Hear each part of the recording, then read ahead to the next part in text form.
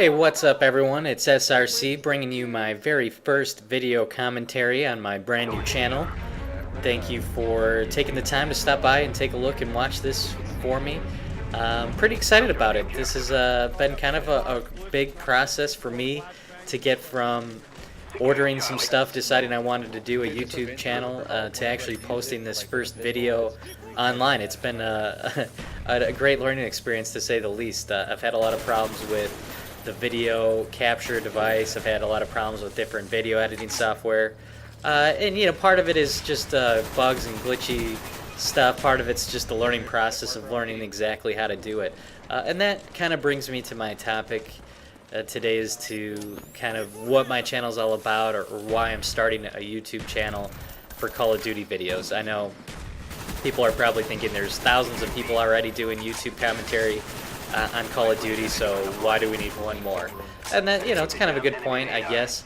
The reason that I'm deciding to do this is really just for a learning experience for myself. I've always wanted to learn new things. I'm always trying to figure out kind of what my next kind of project is going to be. A couple of years ago, I wanted to learn HTML and how to do websites, and so I put together kind of a Modern Warfare 2 info site prior to that release, and its only intent was just for me to get better at HTML and learning how to put websites together. And so that's kind of the same thing here with this project. I've recently become a pretty big fan of a lot of the big YouTube commentators and wanted to kind of learn how to do it. I thought it would be kind of interesting to know, like, how do these guys, capture their gameplay? How do they edit the videos to look so good and put together? So that's kind of what this project is for me. It's just kind of a hobby to learn how to do the technical end of YouTube and kind of the business end of it. So that's really the main experience I'm looking for here. If I get that out of it, that's a win for me. Kind of second to that is I was kind of hoping that this could bring me maybe some exposure to other players. I think that the game is a lot more fun when you play with other players who are pretty good at the game, and that are committed to winning.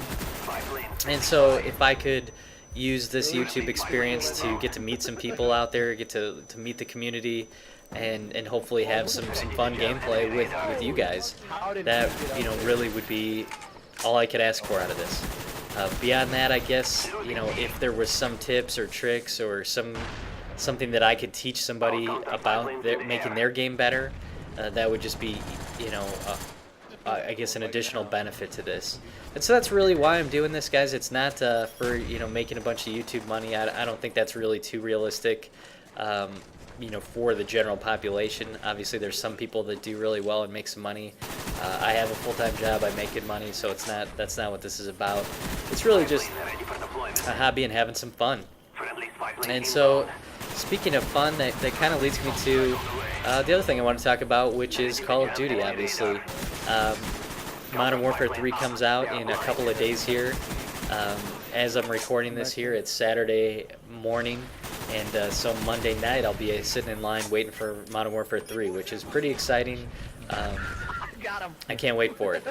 I think that Black Ops has been an outstanding game. I've had a lot of fun with it. I think it doesn't get enough credit, and I think that there's definitely some opportunity to have a lot of fun with Modern Warfare 3. I think that they're really doing most of what I would ask for if I could improve Black Ops or improve Modern Warfare 2. Like, what are the things that we would like to see out of this game or different in these games? And I think that Modern Warfare 3 is addressing a lot of that. I think that's great, and I like the idea of having smaller maps in Modern Warfare 3. Some of my favorite maps in this game are like Drive-In Here is a great map, Firing Range is awesome, Nuketown is a classic. The maps that people tend to vote for the most tend to be smaller maps. I mean, I don't really see Array getting voted on constantly by people, because it's a big map, there's a long area to go, you run across an open field and you get sniped, and then you have to respawn again. So I think the idea, what makes Call of Duty fun, is just the fast-paced action of the game. I recently bought Battlefield 3. I was really hoping that could be kind of entertaining for me. All I wanted to get out of Battlefield 3 was something to tide me over the two weeks until Modern Warfare 3 came out. So I basically spent $60 on a game, only with the intent of playing it for two weeks. After that, I had no intention of touching the game again. I didn't need it to be this great game that I played in addition to Call of Duty. I just wanted something to tide me over for 2 weeks. And I got the game, I played the game, and I think on the second day I was putting my Black Ops disc back in the Xbox. It's just not a great game. I think it's hard to describe why it's so bad. It's just something I can't put my finger on, I guess. It's just not enjoyable. I think part of it is how much you have to run. Like, you respawn and you run across the map, and so you're so far away from the action that you don't want to check every corner, so you're running, and then you don't really know where the engagement is anymore at that point, so by the time you got there, it's too late. You've already just been shot and you're dead.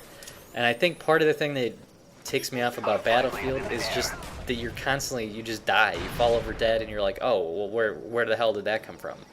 And, you know, so I don't know. I think that's part of the problem. It happens in Call of Duty sometimes, but I think generally when you die in Call of Duty, you know exactly where the person was, or at least the general direction, and you know the map well enough to know kind of what happened there. And in Battlefield, I don't get that experience. I don't feel like I know what happened. I don't know.